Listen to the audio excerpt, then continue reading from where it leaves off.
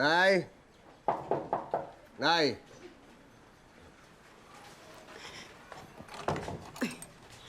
Anak? Anak, saan ba kayo nang galing? Hindi, Nay, may inayos lang ako. Sabi ko naman kay Boyong na isama kayo eh. Kaya lang nagmamadali sila ni Aling Elsa na sunduin kami. Nagkita ba kayo ng itay mo?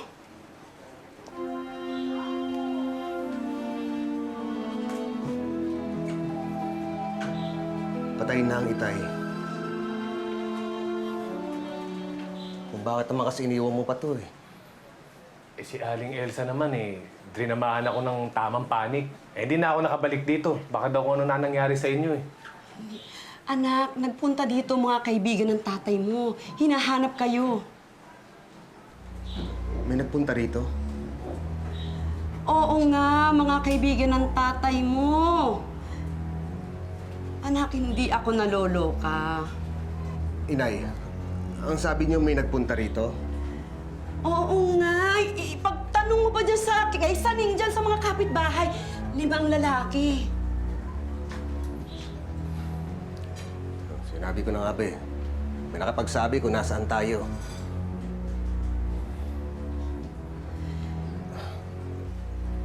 Kaibigan daw sila ni Itay. Hindi nila sinabi yon, pero ikaw ang hinahanap. Nay, ako naman pala hinahanap eh. Ba't sinabi mo kaibigan sila ni Itay? Eh, sabi nila, pinapahanap na raw kayo doon sa bahay ng mga San Victores. O, di ba? San Victores ang tatay mo. Felipe San Victores. Ano? Inako ka lang ng tatay mo eh, bilang anak niya. Pero kahit ang tatay mo, alam niyang si Felipe San Victores ang tunay mong ama, Rodolfo. Nagkaganito lang naman ako. Nung iniwan ako ng asawa ko dahil sa tatay mo. Hindi na yung kinuwento ng lola mo. Pero anak, magaling na ako. Maayos na ako. Hindi ako nasisiraan ng ulo. Chang, sigurado ho ba kayong si Felipe San Victores ang tatay ni Pinsan? Oo. Mayaman yun. Hindi kita maintindihan eh. Paano? Nakakahiyamang aminin. Pero malaki ka na, dapat siguro malaman mo. Anak kita sa pagkakasala. Sinong gumawa ng kalapastangan ito, Rebecca? Sabihin mo sa akin, sino? Si Felipe. Babayad sa akin yung hayop na yun! Wag! Wag! Bayad utang mo raw ako. Pera inutang ko sa kanya! Hindi puri! Kasalanan mo rin ito eh. Bakit ka nakipagkaibigan sa mga hayop na mayayamang ang ka na yan? Ikaw ang may utang! Ako ang sinigil, Pilimon! Pilimon!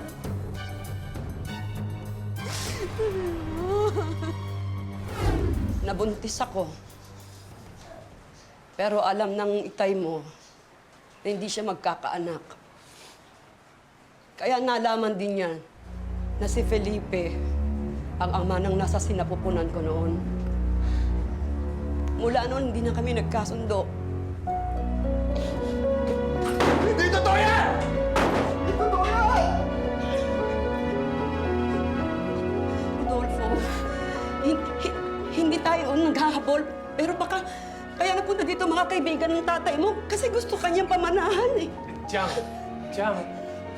kaya ako sila nagpunta rito dahil sa San Victores din po nagtatrabaho si... Hindi ako San Victores! Hindi ako San Victores!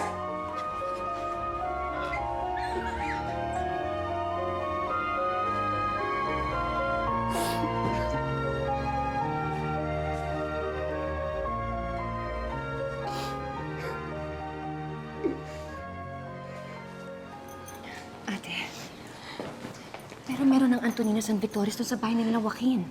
Aba, si Isabela ang tunay na Antonina San Victoris. Kaya nanganganib ang buhay niya. Kailangan itago natin siya.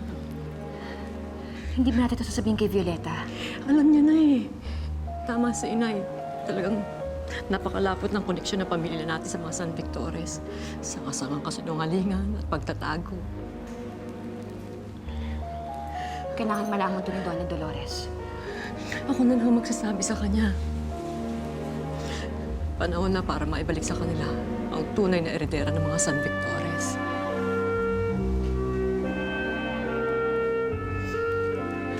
Nanay mo na nagsabi. Eh, ano ngayon kung San Victoris ka? Hindi nga ako San Victores. Hindi pwede! Dahil San Victores din si Isabela!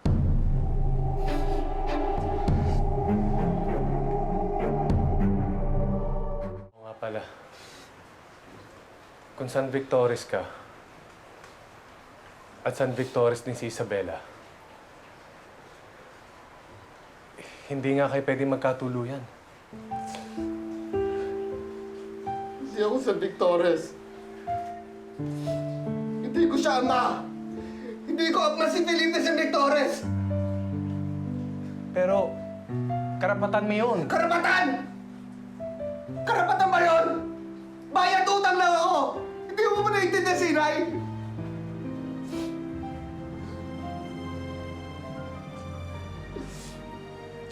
Kailangan din malaman ni Isabela to.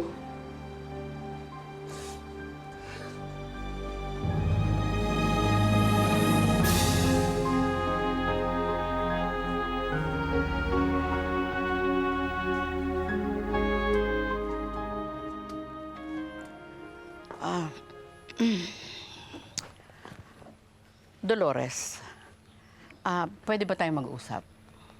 Tungkol saan? Alam mo kasi, lumalayo ka sa akin eh. Para bang wala ka ng tiwala. Eh, aalis na lang ako dito. Alam mo, Leticia, bumibilis ng ikot ng mga pangyayari dito sa loob ng bahay na ito. Sa isang sulat lamang ay talaga magbabago iyong pag-iisip. Hindi mo rin ako masisisi. Ako naman ang magtatanong sa'yo. Okay? May nililihim ka ba sa akin? Wala. Bakit hindi ka makatingin ng diretso sa akin? Alam mo kasi, mahirap yung napapagbintangan eh. Masakit. Masakit dito. And it's not fair.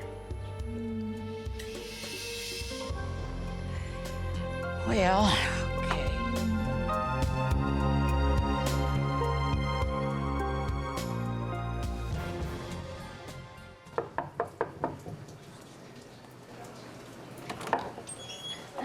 Boyong si Rodolfo.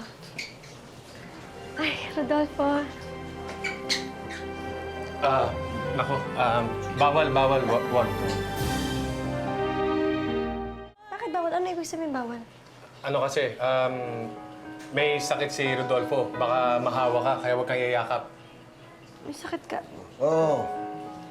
Alam ba ng nanay mo na andito ka? Nagpaalam ako. Boy, ang hatid mo na nga sa bahay nila. Kasi nakatira kami doon sa kapatid ng nanay ko. Hindi ba tayo pwede mag-usap? Sinabi nga masama pakiramdam ko eh. Rodolfo, may nagawa ba akong masama? Wala. May sakit ako. Tsaka na tayo mag-usap.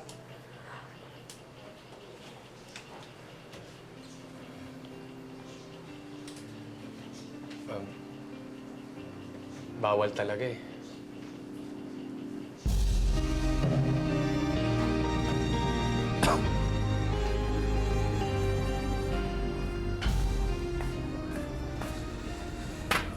Kamusta na si Isabela? Kung hindi mo na siya mahal at may pagtingin ka kay Antonina, hindi kita pakikialaman. Pero intindihin mo naman si Isabela. Hindi naman niya ako mahal eh. Si Rodolfo ang mahal niya. Nagtaanan na nga sila eh. Santi, hindi mo pa nga alam kung ano nangyari sa kanila eh. Bumibigay ka na. Alam mo, Santi, kung mahal mo talaga isang tao, kahit palayasin ka niya, hindi ka aalis. Bakit ganito? Habang tumatanda ka, parang pahirap ang buhay.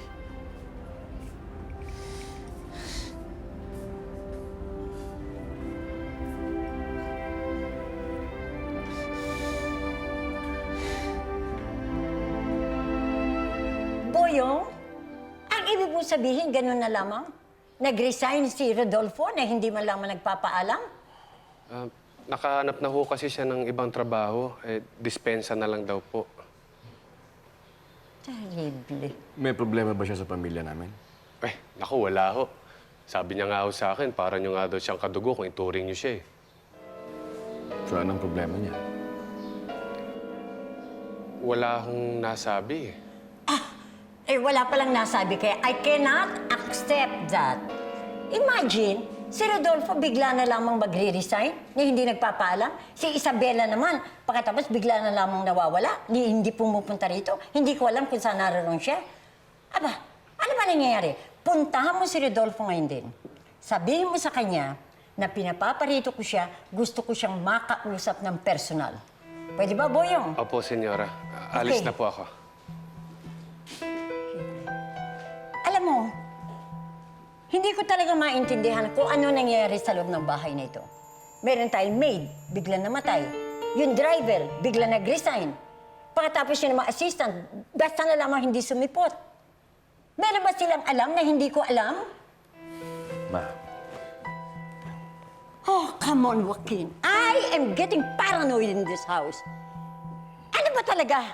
Sino? Sino talaga ang may kagagawa ng lahat na ito? Yan ang gusto kong malaman. Terrible. What a place.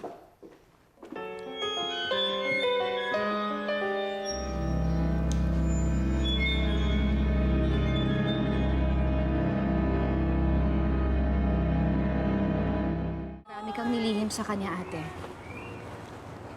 Maraming lihim ang pamilya natin. Ganti ba to kay Moroso? Paano naging ganti yun? Niligtas ko ang anak niya. Sama talaga ang pamilya nila.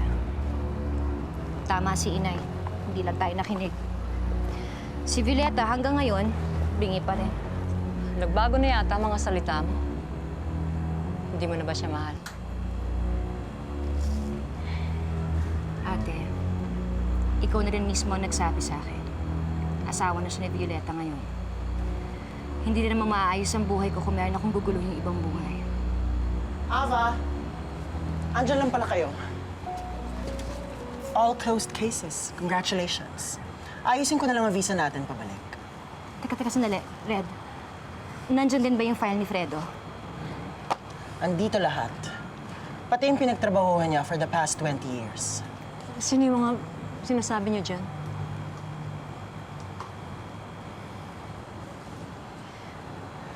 Ito naman ang mga tinatago kong lihim.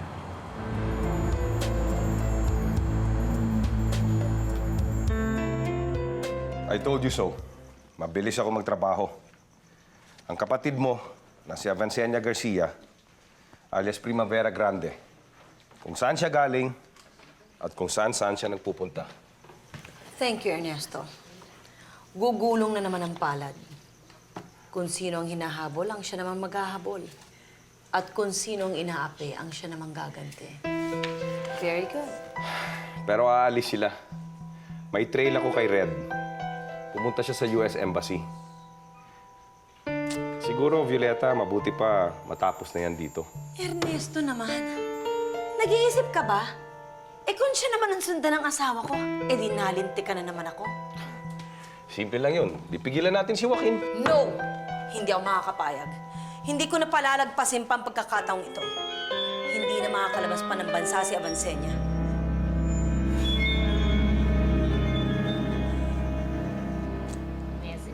Ang dami, ha? Parang nakikinig ka masyado. Medyo sweet yan. Parang ikaw. Tapos, Iba pa nga. down natin.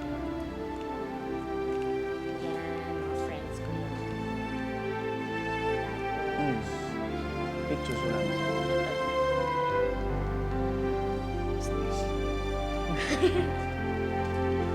Medyo parang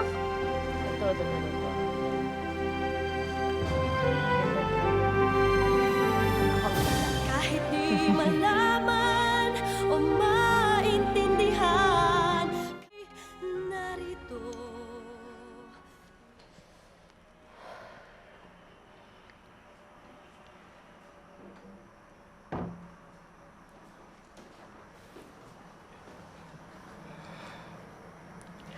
Aba, magtapat ka sa akin.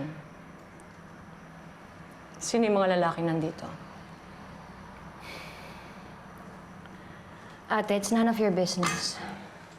Tapos na naman yan eh. May natatandaan ako.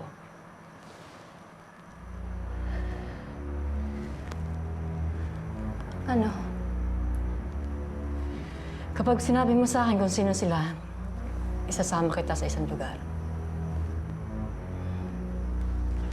May nabasa akong isang bar doon sa file ng Fredo. Natatandaan ko ang bar na yun. Alam ko kung saan yun. Bakit mo alam? Pag sinabi mo sa akin kung sino sila, sasabihin ko sa'yo kung bakit.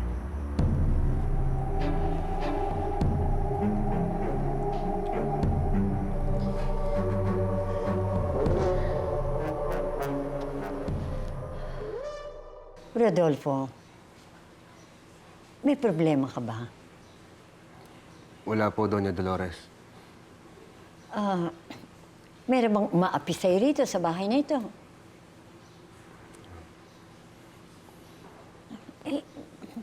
Paano ba yan? Alam mo talaga hindi ko maintindihan eh. Kamukha na lang si Isabela. Ilang araw nang hindi napaparito. May problema ba siya? Rodolfo, sana naman magsalita ka. Alam mo talaga, naguguluhan na isip ko eh. Tulungan mo ko at tutulungan kita. At tama naman si Boyong eh. Tayo naman ang samahan natin, parang talagang magkapamilya na tayo eh, di ba? Kaya sana kung ano sama ng loob mo, sabihin mo na lang.